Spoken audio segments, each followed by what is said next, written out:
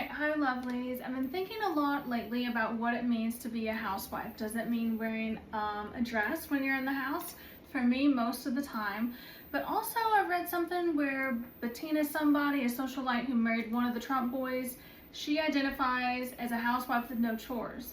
So I'm going to identify as like a vampy housewife or a shimmering housewife.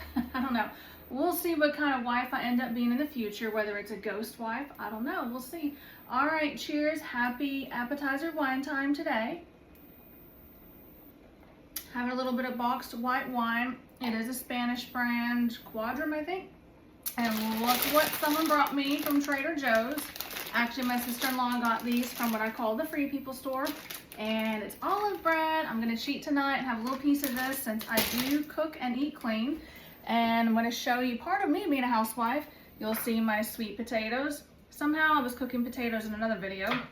And then here we have, whoop, steamy, so you know I'm cooking for real, spinach. No, sorry, cabbage. Okay, my other favorite green. All right, so remember my novel, Smeared Lavender, and I'm going to go to Crypt Chic, which is another one of those what I call sub-chapters.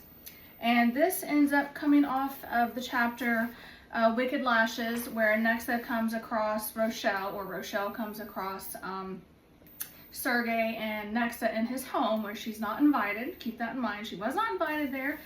So Crypt Chic is after that weird, you know, situation where Rochelle shows up and Bogdan, which is the head of Sergey's security, has escorted her out.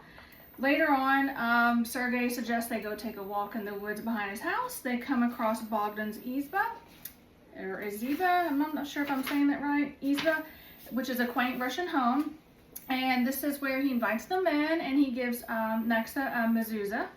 And then, okay, so her and Sergey go on their way with some Russian tea cakes that Bogdan had baked and gave to them. And they continue on to what's called, well, he has a quaint cemetery built for his parents. And so they see the stones, the tombstones, and then she notices the crypt. And so she wants to go in. They go in, he doesn't have it set up like he would a typical crypt. He has it set up with Louis the 15th furniture.